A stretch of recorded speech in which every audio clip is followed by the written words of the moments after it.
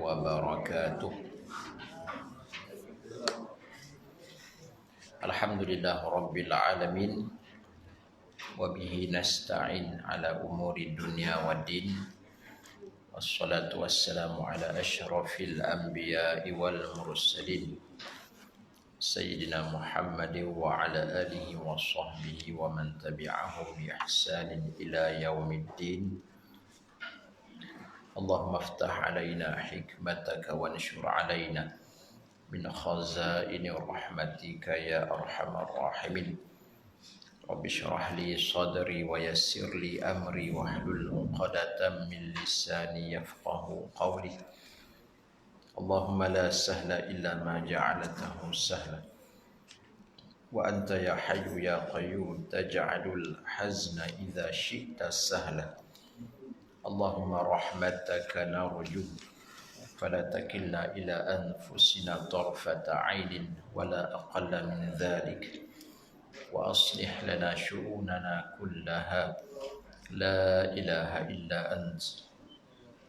اللهم صل وسلم وبارك على مولانا محمد النور المذهب للنسيان بنوره، وعلى آله في كل لمحة ونفس عدد ما وسعه علم الله. وبعد. Al-Mukarram Tuan Haji Kamaruddin, Ngurusi Masjid Nur Saadah, dan seluruh jawatan kuasa tadbir masjid, seterusnya muslimin, muslimat, hadirin, hadirat yang dirahmati Allah sekalian. Seperti biasa kita sambung pengajian kitab An-Nasaihud Diniyah wal Wasayal Imaniyah, karya asal bagi Al-Imam As-Sayyid Abdullah bin Alawi Al-Haddad rahimahullah ta'ala, wa nafa'ana bihi fid darain amin ya rabbal alamin, yang diterjemahkan ke dalam bahasa Melayu dengan tajuk Nasihat Agama dan Wasiat Iman. Kita sambung perbincangan kita pada muka surat 102. Di bawah itu bertajuk Ulama Usu. Sebelum ni kita dah bincangkan tentang alim yang suka membelit itu adalah syaitan. Hari ini rentetan ataupun lanjutan daripada apa yang kita bincangkan 2 minggu lepas. Satu tajuk yang diletakkan oleh Al-Imam Al-Haddad rahimahullah tentang ulama, satu gelaran yang diberikan kepada para ulama. Gelaran ni bukannya direka sendiri oleh Imam Al-Haddad. Gelaran ini diberikan sendiri oleh baginda Nabi SAW, yang mana kita akan jumpa dalam hadis di depan nanti. Diberikan kepada sebahagian mereka yang menyalahgunakan nikmat ilmu yang Allah kurniakan kepada mereka. Ulama usu. Ulama ni orang-orang alim. Su ni jahat, buruk, keji. Dan maknanya orang-orang yang berilmu yang keji, orang-orang yang berilmu yang jahat. Berkata Sayyidina Umar radhiyallahu anhu wa ardah, perkara yang amat aku khawatiri kepada kamu ialah seorang munafik yang bijak berbicara. Tajuk ulama usul. Tapi permulaan perbincangan ini terus Imam Al-Haddad rahimahullah bawa perkataan Sayyidina Umar tentang orang munafik. Jadi kita faham di sini apa dia, tuan-tuan, puan-puan. Kita faham ulama usul tu munafik sebenarnya. Dan ulama usul tu sebahagian daripada orang-orang munafik. Golongan munafik ni, kata Sayyidina Umar, satu golongan yang aku sangat khawatiri, dia pandai berbicara. Dan kalau kita lihat dalam Al-Quran pun, permulaan surah Al-Baqarah tu, kalau tuan-tuan buka, permulaan tu Allah cerita tentang orang-orang bertakwa. Ciri-ciri orang-orang bertakwa. Ada 6 ciri orang-orang muttaqin ataupun orang-orang bertakwa yang Allah sebutkan. Kemudian kita buka muka surat yang ketiga tu, yang pertama Al-Fatihah, yang kedua yang permulaan tu cerita orang muttaqin, orang bertakwa. Buka muka surat sebelah lagi, 2 ayat di atas tu Allah cerita tentang golongan kafir, orang kafir. 2 ayat tak banyak. Kemudian di bawah tu Allah sambung start daripada firman Allah, wa minan nasi may yaqulu amanna wa minan nasi may yaqulu amanna billahi wa bil yaumil akhir wa ma hum bimumin. Dan dari kalangan manusia ini, kata Allah, ada orang-orang yang berkata kami beriman dengan Allah, kami beriman dengan hari akhirat, sedangkan mereka itu tidak beriman. Itu Allah nak cerita tentang orang-orang munafik. Orang munafik ini panjang, kira-kira 13 ayat cerita tentang orang munafik saja di permulaan surah Al-Baqarah. Sedangkan kalau kata cerita orang bertakwa tu sikit ayatnya. Orang kafir 2 ayat saja. Mai orang munafik ni panjang ceritanya. Nak cerita urusan orang munafik ni dia rumit. Dan antara ciri orang munafik yang kita lihat di situ, mereka ni memang pandai berbicara. Allah cerita di bawah tu. Wa idza qila lahum la tufsiduna fil ard. Apabila dikatakan kepada mereka, jangan kamu membuat kerosakan di muka bumi, mereka jawab, qalu, mereka berkata, innama nahnu muslihun. Mana ada kami buat kerosakan? Maksud kerosakan tu ialah mereka menghasut orang kafir untuk memusuhi Islam. Ni zaman Nabi ni. Zaman Nabi SAW di Madinah, di Mekah tak ada lagi munafik ni. Di Madinah, antara tugas ataupun kerja buruk orang munafik ni, mereka menghasut orang-orang kafir untuk memusuhi Islam. Orang kafir tu yang musuh Islam lah. Mereka tukang hasut. Dan mereka jadi duri dalam daging. Mereka yang memecah belahkan kesatuan umat Islam. Dan bila dikatakan kepada mereka, jangan membuat kerosakan, mereka kata, mana ada? Mana ada kami buat kerosakan? Innama nahnu muslihun. Kami ni orang yang sentiasa islah, membuat kebaikan, nak memperelokkan. Nak ceritanya apa tuan-tuan? Orang munafik ni memang antara ciri-cirinya kalau kita lihat di permulaan surah Al-Baqarah tu, dia pandai bercakap. Orang kata kok ni, dia pusing kok ni. Orang kata kok tu, dia pusing kok tu pula. Dia akan pusing sampai boleh kat dia. Kalau bahasa kita hari ni, dia akan pusing apa dia tuan-tuan? Sampai boleh dekat dia. Dengan Tuhan pun dia mau pusing lagi. Dengan Nabi SAW pun dia mau pusing lagi. Sebab tu kata Sayyidina Umar, aku amat khawatiri, perkara yang aku amat khawatiri terhadap kamu ialah munafik yang bijak berbicara. Apatah lagi kalau kata munafik itu termasuk dalam golongan orang-orang yang berilmu, yang pada zahirnya kita lihat mereka itu ulama. Itu lagi bahaya. Sebab tu dipanggil ulama su. Orang munafik biasa pun bahaya dah. Orang munafik biasa dah bahaya dah. Bila orang munafik itu orang yang berilmu pula, berilmu agama pula, cakap dengan hujah-hujah agamanya, itu lagi bahaya. Itu ulama su. Si munafik durjana yang ditakuti oleh Sayyidina Umar radhiyallahu anhu itu ialah orang yang memutarbelitkan makna Al-Quran dan maksud hadis Nabi SAW yang boleh menimbulkan bala dan fitnah terhadap kaum muslimin. Maknanya dia reti Al-Quran, dia reti hadis-hadis Nabi SAW, tapi dia putar belitkan mengikut kepahaman yang tidak sebenar. Dia akan baca Al-Quran tu, kemudian ditafsirkan mengikut apa yang sesuai dengan kehendak nafsu dia. Ini munafik durjana yang ditakuti oleh Sayyidina Umar. Bahkan kita lihat hadis depan. Dalam hal ini Nabi SAW pernah bersabda, "Ana min ghairi dajjal, akhwafu alaikum minad dajjal." Aku lebih bimbang ke atas kamu orang-orang yang lebih dahsyat dari dajjal. Sedangkan kita tahu tuan-tuan, fitnah yang paling besar di akhir zaman ialah fitnah dajjal. Tidak ada satu fitnah yang lebih besar melainkan dajjal.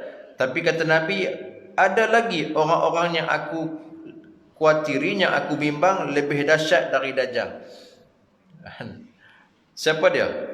Qila wa ma dzalik, dikatakan, mana sahabat tanya, siapa mereka itu?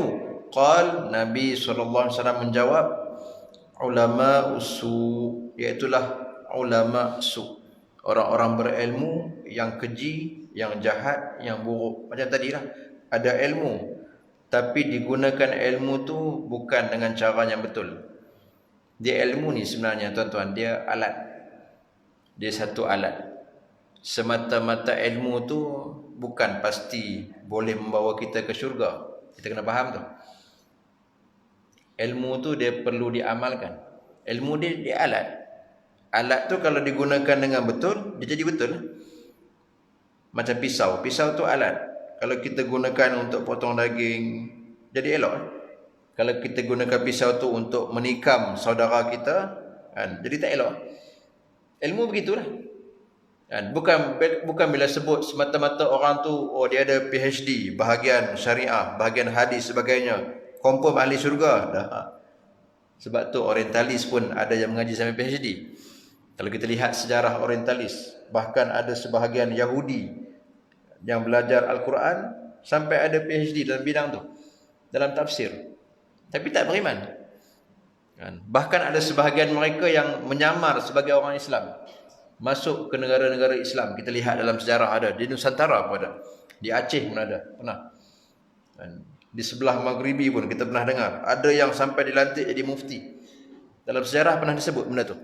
Rupa-rupanya dia menyamar sebagai orang Islam.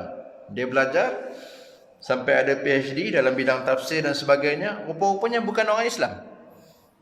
Nak cerita apa dia tuan-tuan? Semata-mata ilmu belum tentu lagi membimbing orang tu ke syurga. Cukuplah iblis tu sebagai bukti yang nyata. Iblis tu orang alim. Bukan orang. Iblis tu dia satu makhluk yang alim. Jauh lebih alim daripada kita. Dia ada awal pada kita lagi, awal daripada Nabi Adam AS lagi. Tapi bagaimana ilmu tu membawa iblis? Akhirnya iblis binasa dengan kesombongannya. Sebab tu ulama, bila sebut ulama, mereka orang yang berilmu. Tapi adakah ulama tu diiktiraf sebagai ulama di sisi Allah? Kita selalu baca ayat, innama yakhsyallaha min ibadihil ulama. Nak diiktiraf sebagai ulama di sisi Allah ni, mesti dia ada yakhsyallah, dia takut kepada Allah. Makin bertambah ilmunya, makin takut kepada Allah. Makin bertambah ilmunya, makin dia takut nak terjebak ke dalam perkara-perkara yang Allah haramkan. Benda-benda yang makruh pun dijaga. Benda-benda yang syubhat pun dijaga bagi diri dia. Makin tinggi ilmu dia, makin tinggi takwa dia. Semata-mata ilmu bila tidak diamalkan, bahkan digunakan pula untuk memutarbelitkan maksud sebenar Al-Quran dan Al-Hadis, orang macam ni ialah ulama su, orang yang berilmu tetapi jahat. Orang macam ni yang disebut oleh Ibn Ruslan dalam matan Zubatnya, fa'alimun bi'ilmihi lam ya'malan mu'azzabun min qabli ubadil wasan. Orang alim yang tidak beramal dengan ilmunya akan diazab sebelum para penyembah berhala diazab lagi. Ya. Kenapa? Penyembah berhala tu kita tahu dah dia sesat. Kita nampak tu orang tu berjalan, kan? Orang Islam tak ada saja nak pergi, kan? Kita tahu dah dia sesat. Adapun orang macam ni kita tak tahu dia sesat. Orang awam tak tahu dia sesat. Tengok dia punya cakap dengan pandainya, dia bawa keluar hadis dan sebagainya. Hebat ni. Rupa-rupanya di situ ada racun. Kalau kata contoh orang bawa main kita, sebotol racun dengan tulisan racun, kita tahu dah racun. Berbeza dengan orang yang bawa jus buah-buahan pada kita. Kita tengok, sedap sungguh bau dia semua. Rupa-rupa dalam tu ada racun tersembunyi. Lagi bahaya sebenarnya. Sebab tu ulama usul ni zahirnya berilmu, cakapnya pandai, bijak berbicara, manis lidahnya, tetapi di dalam perkataannya itu ada racun yang merosakkan. Ulama usul, yakni ulama yang memutarbelitkan tujuan-tujuan agama yang benar kepada yang lain. Ini daripada penterjemah. Zaman kita pun banyak tuan-tuan. Kalau tidak kita tak dengar lah fatwa yang pelik-pelik. Bagaimana kita dengar daripada nama-nama yang besar juga yang mengatakan faedah tu boleh. Dia tukar nama aja. Sedangkan hang buh nama faedah tu. Sedikit boleh dia kata. Sedangkan Allah sebut wa ahallallahu al-bai'a wa harrama riba. Jelas Allah menghalalkan jual beli dan Allah mengharamkan riba. Tapi ada fatwa yang dikeluarkan dan sedikit faedah itu tidak mengapa. Dan nama tu kita yang buh, kita buh nama faedah, kita buh nama bunga, kita buh. Benda tu dalam istilah agamanya riba. Itu sebagai contoh. Ada lagi fatwa-fatwa yang lain yang pelik-pelik dan menggunakan hujah-hujah yang kadang-kadang kalau kita perhatikan langsung tidak dipatwakan oleh ulama yang muktabar. Orang yang macam ni tuan-tuan dia cukup bahaya. Rasulullah sallallahu alaihi wasallam juga telah menggambarkan setengah-setengah orang yang membaca Al-Quran dengan baik padahal bacaannya tidak melewati kerongkongan mereka. Mereka terlucut dari agama Islam laksana terlucutnya anak panah dari busurnya. Ini mafhum sabda Nabi sallallahu alaihi wasallam. Yang tadi ulama yang pandai bercakap. Golongan kedua ni yang Nabi sendiri ada sebut dalam hadis baginda sallallahu alaihi wasallam, ahli Al-Quran ataupun qurra yang mana bacaannya sedap tapi sayangnya Al-Quran tu tak melewati kerongkongnya. Maksudnya apa? Dia sekadar baca, tidak diamalkan bacaan itu. Bahkan sebaliknya mereka ni terlucut dari agama. Makin baca Al-Quran makin jauh dari agama. Seperti mana diumpamakan seperti mana anak panah terlucut dari busurnya. Sepatutnya makin baca Quran makin dekat dengan agama. Tapi ada golongan yang Nabi sebut makin dia baca Quran makin dia jauh daripada agama. Makin dia baca Quran makin keras hatinya. Sebab bacaannya tidak melewati kerongkongnya. Sekadar di sini saja. Ada golongan begitu di akhir zaman. Dalam sebuah hadis, inna mathalal munafiq alladhi yaqra'ul Qur'an kamathalir rayhan rihuhu tayyib wa ta'muhu mur. Sesungguhnya perumpamaan orang munafik yang membaca Al-Quran sebagaimana pohon kemangi, baunya wangi tapi rasanya pahit. Tuan-tuan tahu pohon kemangi? Orang buat ulam tu. Dia punya nama lain orang panggil apa? Selasih tai orang panggil. Betul? Kenal tak pokok dia? Saya pun tak apa kenal kak. Mula-mula tu saya tanya orang rumah saya. Dia kata orang dah buat ulam tu dia kata. Tak tahu lah orang lain duduk makan tak makan lagi. Kenal? Tuan Imam kenal? Dia panggil selasih tai. Dia bukan macam selasih hak manis tu. Bau dia wangi. Tapi bila makan pahit apa? Tak dari segi kesihatan baguslah. Dia kategori herba juga kan ni.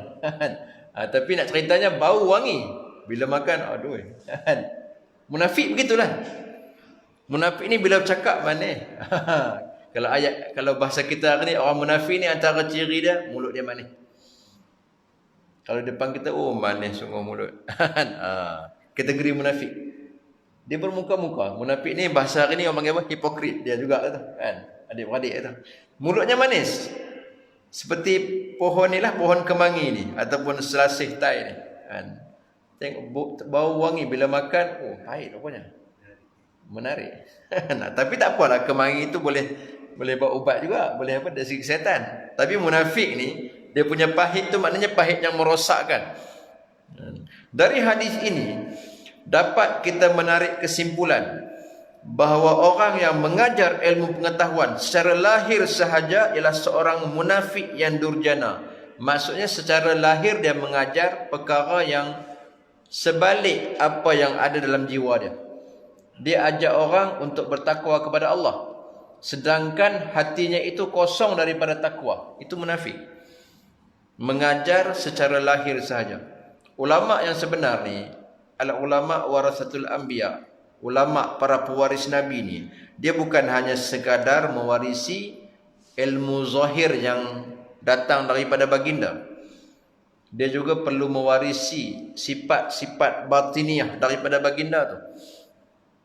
Memanglah kita ni tidak akan ada yang boleh ikut Nabi 100%. Hari tu saya ada dengar ada orang tanya seorang ustaz tu. Dan macam mana sifat-sifat Nabi, sabar, sebagainya lah kan. Macam mana kita ni kadang boleh ikut, kadang tak. Dia kata mana ada orang boleh ikut Nabi 100%. Sebab Nabi tu seorang dia aja kan. Insan yang sempurna macam Nabi 100% tu, Nabi seorang aja. Kan? Yang lain tu kita ni cuma mendekati, kita cuba mendekati.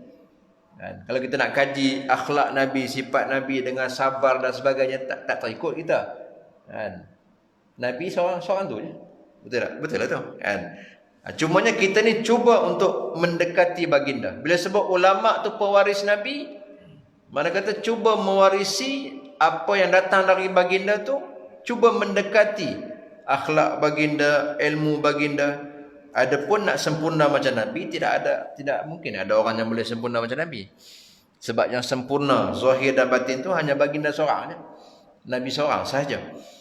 Kan? Tapi nak cerita orang munafik ni, dia cuma mewarisi yang zahir saja. Dia baca hadis Nabi, dia baca ayat Quran, ajaran yang baginda bawa. Tapi hakikatnya, batinnya langsung tidak mencontohi akhlak yang dibawa oleh Nabi. Itu orang munafik. Buktinya, ia tidak dapat manfaat dari ilmu itu. Ilmu yang dia ajar tu pun, dia sendiri tak dapat manfaat. Dan tidak pula memanfaatkannya. Apatah lagi orang lain nak dapat manfaat. Sekadar dengar sebagai habuan telinga bolehlah kan. Malah kerana ilmu itu ia akan memperoleh mudarat dan akan memudaratkan pula orang lain. Bahkan sebaliknya, ilmu tu akan memberi mudarat pada dia. Sebab ilmu ni tuan-tuan, sama ada dia akan jadi hujah bagi kita yang membantu kita berguam bela, ataupun sebaliknya dia akan jadi hujah yang akan berhujah ke atas kita. Dia akan mendakwa kita. Ilmu tu begitu. Dan kalau kata betul kita laksanakan tuntutan ilmu tu, dia akan bantu kita, akan jadi peguam bela bagi kita. Tapi sebaliknya, kalau kita selewengkan tuntutan ilmu itu, ilmu itu sendiri akan menjadi pendakwa raya bagi kita. Bukan setakat memudaratkan diri orang tu, orang lain pun turut mudarat juga. Bila dia keluar fatwa yang pelik-pelik tu, bukan setakat dia sesat, orang lain pun sesat juga. Tak apa, dia kata faedah sikit tak apa. Syekh tu kata tak apa, dia kata. Syekh tu kata salam perempuan tak apa, dia sendiri pun salam perempuan, contoh. Sedangkan dalam hadis jelas, Nabi SAW sendiri tak pernah bersalaman dengan perempuan yang bukan mahram. Hatta ketika peristiwa yang penting, bai'atun nisa. Bai'ah tu peristiwa yang penting, perjanjian tak setia. Perempuan tak salam dengan Nabi. Sedangkan Nabi tu manusia yang maksum, yang memang cukup boleh mengawal diri baginda dari segala kehendak tuntutan nafsu. Tiba-tiba mai kita ni, kita pergi salam perempuan yang bukan mahram. Orang lain pun tu, syekh tu buat, dia kata salam perempuan. Jadi macam mana tuan-tuan? Macam mana agak-agak tu? Kan? Hebat syekh tu lagi pada Nabi.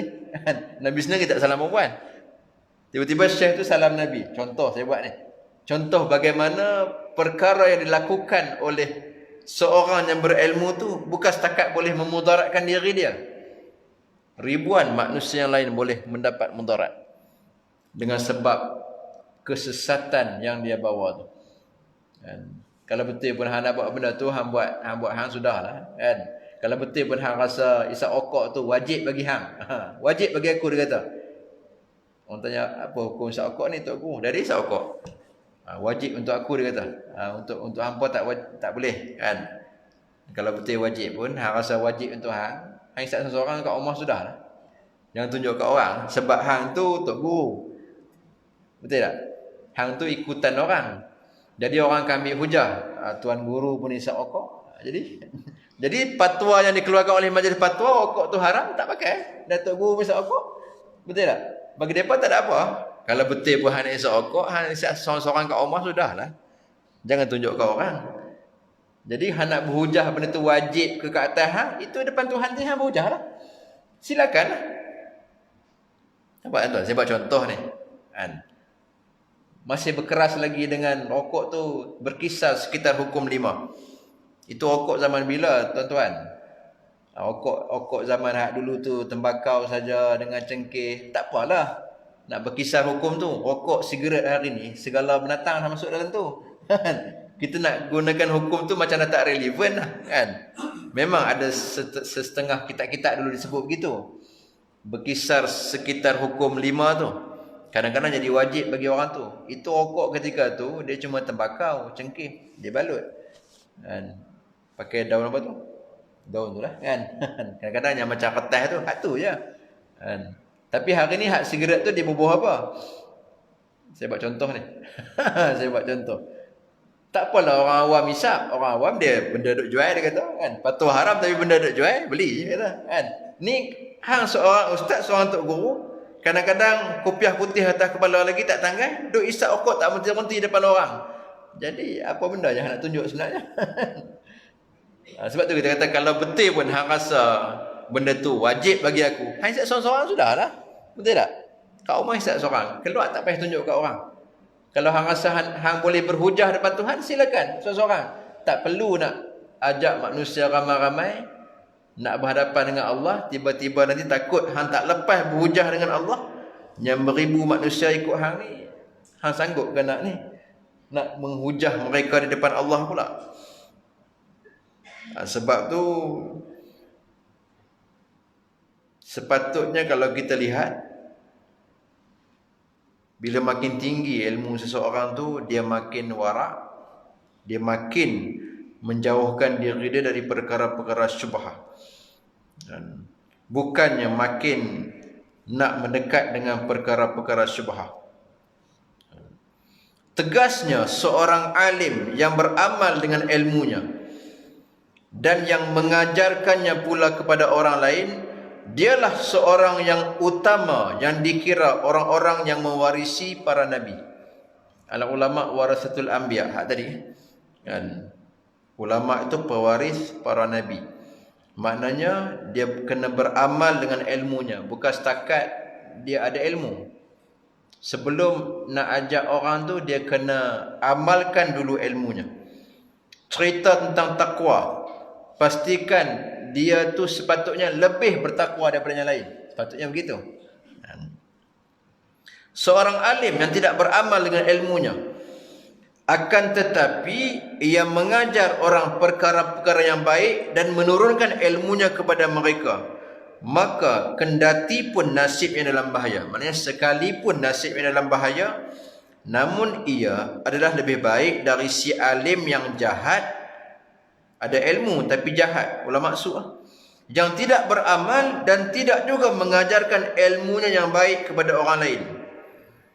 Apatah lagi jika dia menyuruh orang berbuat yang salah dengan meringan-ringankan hukum-hukum agama dan membukakan pintu-pintu kekeliruan. Jadi kalau kita lihat ni ada 3 tingkatan kan.